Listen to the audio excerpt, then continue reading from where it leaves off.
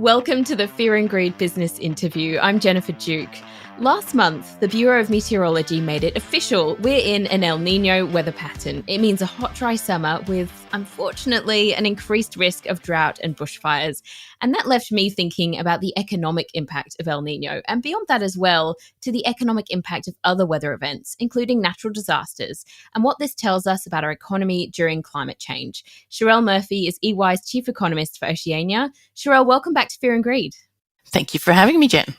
So I'd actually like you to start us right at the basics. How does weather tend to impact the economy generally? And what might a pattern like El Niño mean for us right now? Well, certainly the weather can impact many sectors of the economy. In fact, there's few sectors that are not affected by extreme weather. First of all, we think about the fact that all industries need power.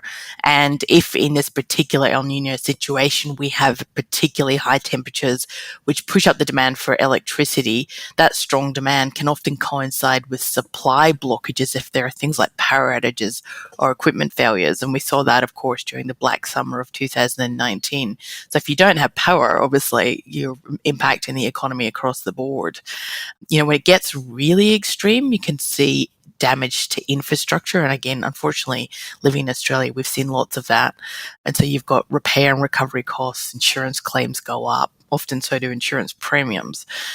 Governments have to step in, state and Commonwealth governments have to meet some of those repair costs. Companies can lose property, particularly if they're in bushfire zones. Households, clearly we see some houses being destroyed by this, which is just, horrendous for some people. Agriculture, rainfall, if it's reduced, then that obviously affects crop yields and livestock production. And then the more, peripheral are the health sector. You think about heat-related illnesses. If you've got vulnerable populations, that can affect the demand for healthcare, which would obviously lift the resources or put pressure on the resources of hospitals and healthcare facilities. And then there's a retail sector. Some of this can be good, some of it can be bad. You think about clothing sales, seasonal clothing sales can often go up in times of warm weather. And in fact, the ABS told us last week that had been part of the story for the August numbers. You might see higher ice cream sales, you might see higher air conditioning sales. But on the other hand, some retailers will suffer because think about activities that are done outside. So I'm thinking of, say, tennis, it might not be so attractive to play tennis when the weather is hot. So, there's all sorts of impacts, and some of them are, very obvious, but there's lots that kind of go on in the background too. So if we're looking at this from a kind of big picture perspective, what could it mean for inflation? Because obviously that's something we're all very focused on at the moment. Yeah, it certainly can impact inflation in the sense that essentially what you might be looking at here is supply side constraints in the economy. So what you're doing is sort of taking away some of the supply in the economy through the weather related damage, or because resources have to be diverted to repair, recovery, meeting the costs. So resources get used, for that sort of climate related focus rather than for what they would normally be used for. So when we take away supply, we know that can sort of implicitly put up pressure on prices. And certainly, we've heard Michelle Bullock, the governor of the Reserve Bank, talk about that quite recently. Definitely. And that speech that she gave, which is about sort of climate change and the impacts that it has on economic volatility, was fascinating. I was curious about how difficult the impact of climate change makes lives for economists, particularly when they're forecasting. I'm assuming it gets an awful lot tougher for you to do your job. Well, yeah, because you've got sort of both cyclical factors happening here, or should I say short-term factors. So maybe the weather and how that might impact a particular few months. But then there are the longer-term factors, and climate change is clearly making us all rethink what the growth potential and what the limitations of our economies are. We can't just continue to move forward at the pace that we have been without considering the climate. We're well down that path. That means the resources have to be devoted to managing climate change, whether that be from the government side, where policy has to be put towards things. And we've seen some examples of that, such as the Disaster Ready Fund that the government's had to devote $1 billion to. And then we've also got the private sector, which is clearly, rethinking how it's managing its use of energy, how, for example, in the agricultural sector, what they're investing in diversifying crops, thinking about water efficient farming techniques. The energy sector is thinking about the infrastructure that it uses and how it can be, upgraded to withstand extreme temperatures. And then there's the whole space of investing in the renewable energy sector, which, of course, is a huge area of growth for our economy. Lots of positives coming out of that too, by the way, certainly not negatives, so that we can, reduce our reliance on the fossil fuels. Stay with me, Cherelle. We'll be back in a minute.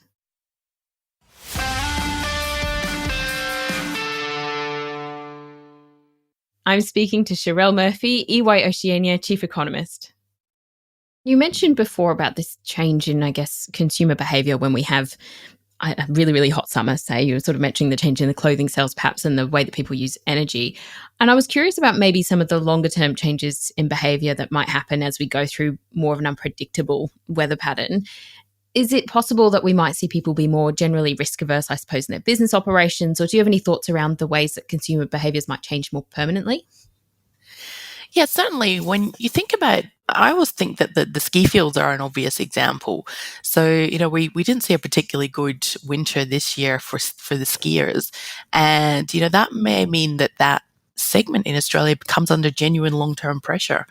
All you need is a few bad seasons for people to really change their mind about, their habits in that area. They're going to invest in their ski equipment. What kind of weather we see definitely does change the way people think about where they're going to spend their money.